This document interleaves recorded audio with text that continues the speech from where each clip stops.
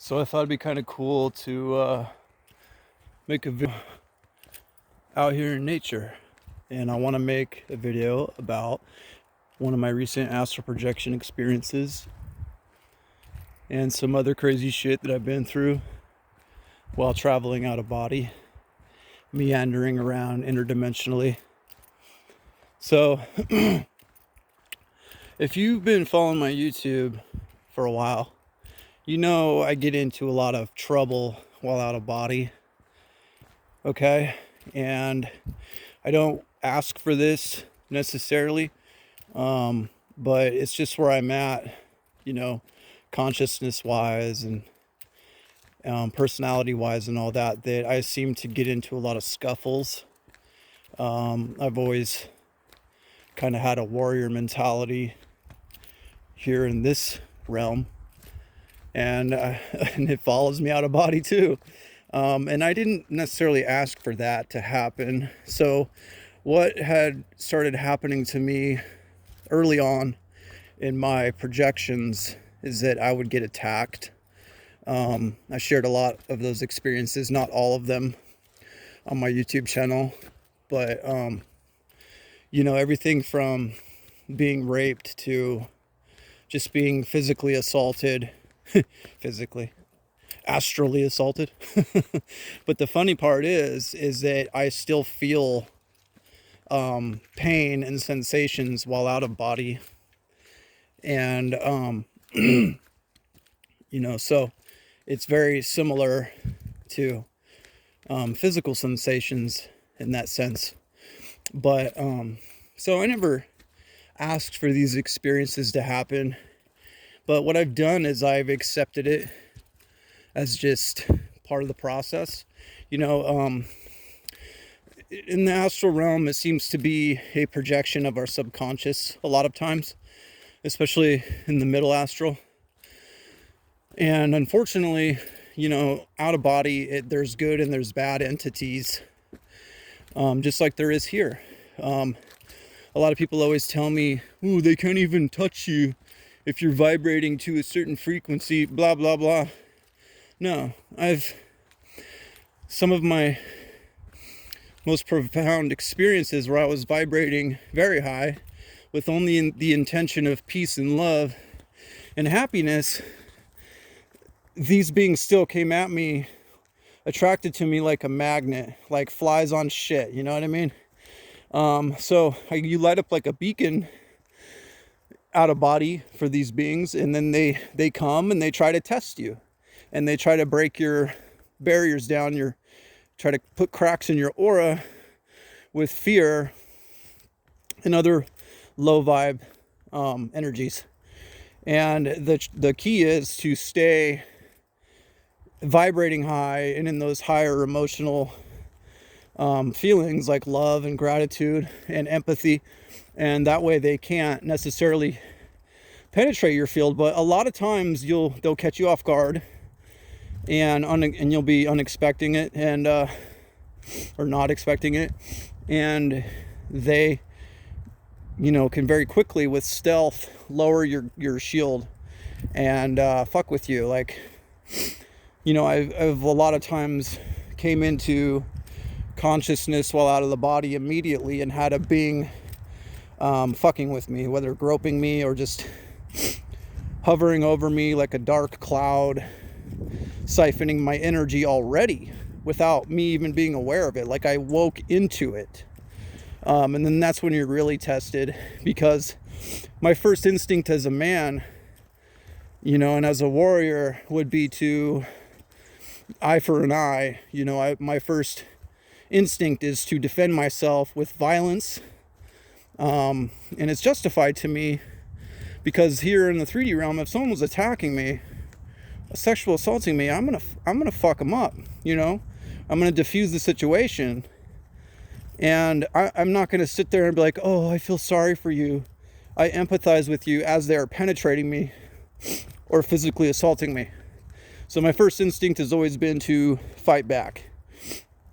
A lot of times in those situations when they have the upper hand on me, I've shared some of these experiences before. Like I'll just go out of body and immediately be inundated by a black cloud of energy, be in paralysis, and the being is already on top of me, siphoning my energy through my root chakra, if you know what I'm saying.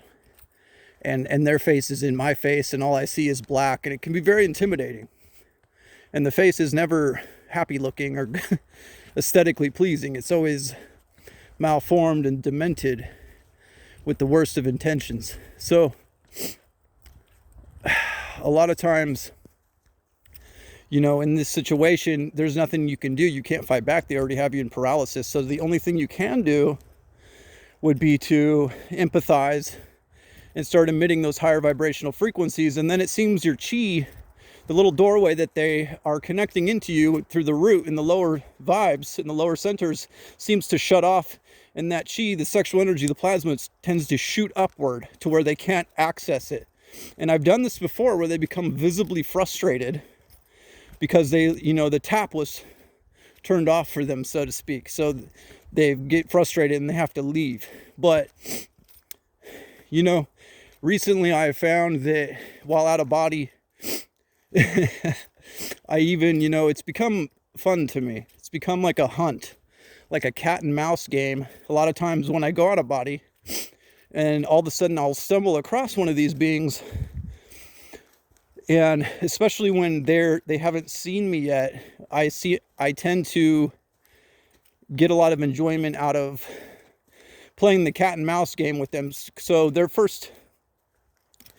thing they do always is when they do spot me or see me, they just fucking come at me as fast as they can, head first, flying, hovering as fast as they can, straight to me to immediately test me. And so recently I've become a lot more adept in my flying, my teleporting while out of body. And it's been kind of fun for me to play that cat and mouse game. So a lot of times what happens is when I see them before they see me, I'll float up to them and egg them on. Like I'll say something and then just fucking dart and go as fast as I can away from them and play these cat and mouse games in the middle astral where they're chasing me. And so last time this happened, it was pretty trippy. I was coming out of like a school or facility of some kind, and there was like a courtyard, but there was a dark, shadowy area between the school and the courtyard. And that's where I spotted this amorphous blob of dark energy. And I knew exactly what it was, but it seemed to not be looking at me. It seemed to be looking to the courtyard where there was light. And I was like, all right, let's fucking do this. I floated up to him, and I can't remember exactly what I said or what I projected to him, but it was an egging on kind of thing, like, hey, fuckhead. And then as soon as I did that, he just fucking rah, and just got bigger, and I just darted. I started flying through this strange astral realm on it. It was the middle astral, I believe. It was just like a mirror image of our realm. There were city streets. It was like a little city, basically. And so I started flying and running away from this. I wasn't running. I was floating, flying, teleporting away. I was flying really fast at first, and it was kind of keeping up with me. And then I just started teleporting. And it's been really fun for me to learn how to do this. And the way I do it is with attention and tension. I basically put my mind's eye to where I want to go. And then with my intention or my heart field, I just fucking, you know, it's like Peter Pan, man. You think happy thoughts to fly. And that's how consciousness works. So with the attention and tension, I teleported to which areas I wanted to be. And I just started, you know, teleporting really far away from him. Then once he lost me from the teleportation, I flew straight up as high as I could. I looked down, and it was like a fisheye lens that I had of it was like a small city, but I could see the whole thing. It was like I had eagle vision. It was really weird. And what I saw were these amorphous clouds of dark energy hauling ass really fast through these city streets. And I knew what they were doing. All of a sudden, there wasn't just one, there were several of them, and they were searching for me. They were looking for me. And my warrior instinct kicked in. And, you know, I've been attacked a lot, and I've been defenseless a lot, and they've had their way with me several times. And I didn't really want revenge, but I wanted to fight. I wanted to get back some of that self-esteem that they had taken from me. So what I did was I came down in and started hovering off the ground about 50 yards off of the surface. And I started, with the intention, I started to emanate these yellowish white balls of energy, fireballs, plasma balls, I don't know what the hell they were, but I started to shoot them from my center, from my heart center at them. And when I missed a couple times, but then I kind of like locked onto them with my intention. And I hit one of these beings with one of these plasma balls, and when it hit him, he just fucking evaporated. And then I would fly really fast until another one would spot me, and then he would start chasing me, and then I would turn around and I'd hit him the same way with these balls of energy, and he would evaporate. You know, I don't know if I'm killing them or what, or if they're just dissolving to another location, but so I found this experience extremely interesting. And you know, back in 2018, I had told my guides, I told Source, you know what, I'm open to engaging these beings because I want to learn how to, with these attacks that they're attacking me with, I want to learn how to defend myself. I want to learn what the experience is about, because they're giving away information and experience by engaging me. And I kind of accepted the fact. I was like, well, I give them consent to attack me then, because I will transmute it, I will learn from it, and I will share the experiences with other people. And that way I can be like I don't know, not a target, but sorry, I'm losing my breath. That way I can, you know, help other people with the experiences and the knowledge that I gained from engaging these beings. I'm not telling you to go out and do this. A lot of, you know, everyone has a different purpose here, you know, and one of my best friends, she has another experience where when she goes out of body, she does more higher vibe, all-encompassing macrocosmic work, energy work, by kind of shooting the same kind of energy but in a different way onto the whole grid of the planet and kind of raising its vibration that way. Whereas I'm down in the trenches mostly with these beings, fighting them one-on-one. So we all have our different ways, you know, to be a light worker, or whatever the hell you want to call it. I know that word's getting really played out, but we all have our different ways to raise the vibration on this planet. And I just so happen to be a warrior. You know, if you want to look at it like an RPG kind of game, that's just the template, the character template that I had seemed to have chosen. That doesn't mean I can't go do the grid work too, but I get the most gratification because I'm more polarized towards masculine with one-on-one combat with these things. And I know it's not necessarily healthy, and I don't know yet exactly what all of it means, but I just wanted to share that with y'all because it's very interesting. And a lot of people, you know, they like to play devil's advocate and be like, oh, these poor beings, they just need love. And no, I don't look at it that way.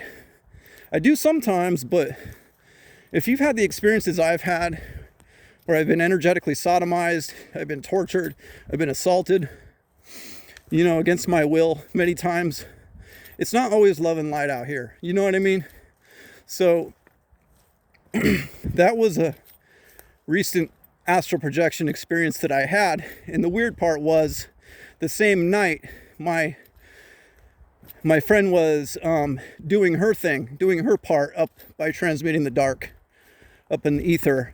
And then the next morning next day we talked to each other, and it was just another synchronicity where we both had, you know, these crazy light worker experiences the night before while out of body. So,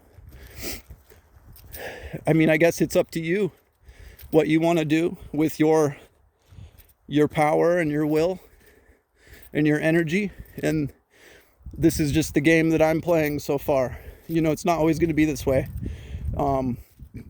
So yeah, that's just a crazy experience that I had recently, and I wanted to share it with y'all. So I hope you're having a fucking wonderful Sunday, and I love y'all, and soon.